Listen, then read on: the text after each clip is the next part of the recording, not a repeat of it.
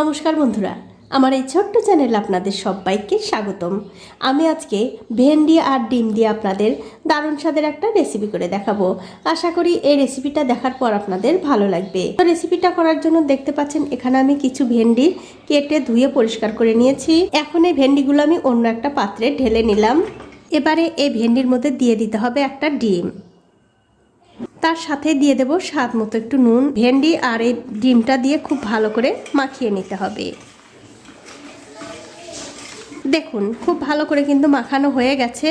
এখন আমি ভেন্ডিগুলো ভেজে নেব। তার জন্য দেখতে পাচ্ছেন একটা কড়াইতে আমি আগে থেকেই তেল গরম করতে দিয়েছি। তেলটা যখন ভালো করে গরম হয়ে যাবে তখন এই ভেন্ডিগুলো দিয়ে ভেজে নিতে হবে। আর ভাজার সময় দিয়ে দিচ্ছি সামান্য একটু হলুদের গুঁড়ো। এবারে গ্যাসের ফ্লেমটা মিডিয়ামে রেখে এই ভেন্ডিগুলো খুব ভালো করে ভেজে নিতে হবে। দেখুন ভেন্ডি আর ডিম কিন্তু খুব ভালো করে ভেজে নিয়েছি, এগুলো কিন্তু ভাজা হয়ে গেছে। এখন আমি এই ভেন্ডিগুলো তুলে অন্য একটা পাত্রে রেখে দিচ্ছি। ভেন্ডিগুলো তুলে নেবার পর ওই কড়াইতে দিয়ে দিচ্ছি আরও সামান্য একটু তেল। আর তেলটা ভালো করে গরম হয়ে গেলেই এর মধ্যে দিতে হবে সামান্য একটু কালো জিরা। ফোড়নের জন্য দিয়ে দিচ্ছি একটু রসুন কুচি আর দিয়ে দিচ্ছি 2-3টে পেঁয়াজ কুচি, সাথে একটু নুনও দিয়ে দিলাম। এবারে সব কিছু মিশিয়ে এই পেঁয়াজগুলো একটু ভালো করে ভেজে নিতে হবে। দেখুন পেঁয়াজ রসুন কিন্তু আমি খুব ভালো করে ভেজে নিয়েছি। এখন এর মধ্যে দিয়ে দিচ্ছি সামান্য একটু জল।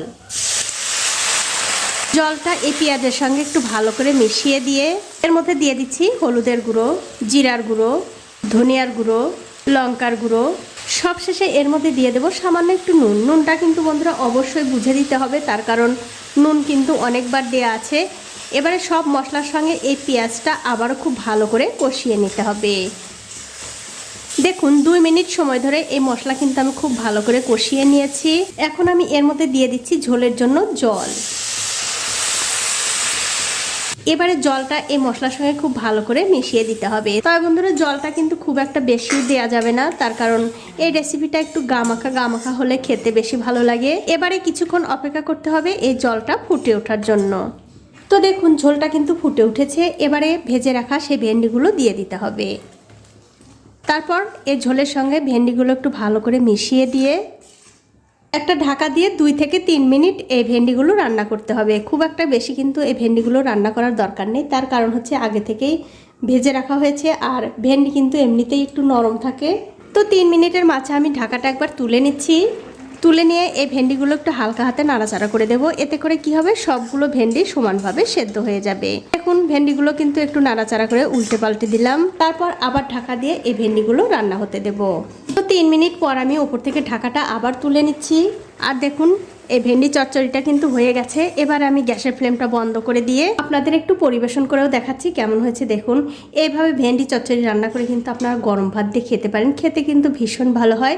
তো বন্ধুরা আমার আজকের এই ভেন্ডি চচ্চড়ি রেসিপিটা আপনাদের কেমন লেগেছে? যদি ভালো লেগেই থাকে অবশ্যই একটা লাইক, কমেন্ট আর শেয়ার করতে ভুলবেন না।